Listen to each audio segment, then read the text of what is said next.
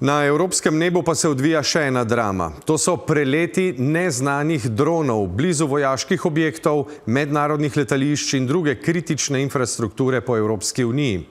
Na udaru niso več samo države vzhodnega krila povezave, pač pa so incidente zabeležili tudi v Nemčiji in Belgiji. Zakaj gre?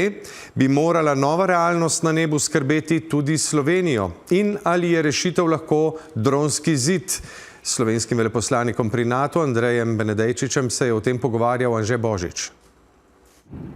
Blokada letališča v Münchnu in težave več tisoč potnikov zaradi dveh neavtoriziranih brezpilotnikov, vdori v zračne prostore na Poljskem in na Danskem, sumljivi preleti nad belgijsko vojaško bazo blizu Nemčije. Po Evropi skoraj ni več dneva, ko ne bi preventivno zaprli katerega od nacionalnih zračnih prostorov. Nicht jede Drohnensichtung ist automatisch eine Bedrohung. Trotzdem müssen wir uns darauf ausrichten, dass die Bedrohung stärker wird. Smo dejansko, kot je rekel že pred časom generalni sekretar Zveze NATO, mi vsi zdaj vzhodno krilo zavezništva, da ni razlike med prednjimi in zalednimi državami, le da so se prej samo imenovane zaledne države začele tega zavedati šele zdaj. To, kar se recimo zdaj tako jasno in transparentno dogaja na Dansko, je pač ustvarjanje nelagodja in psihoze, ki naj pripelje do nezaupanja v vlado določene države. Pri obrambi pred takšnimi droni orožja in orodja niso neznanka, težava zahodnega zavezništva pa je zakonodaja, kako in kdaj posredovati. Ni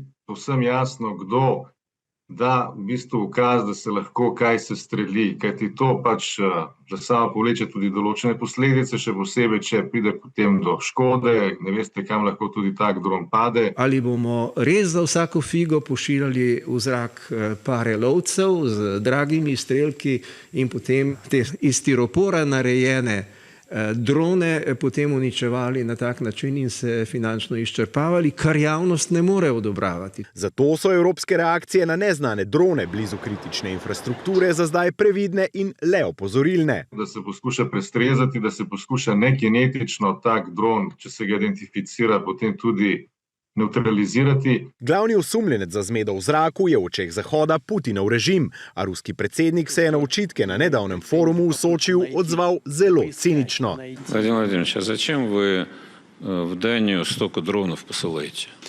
Не буду больше. Да, не надо больше, больше не буду.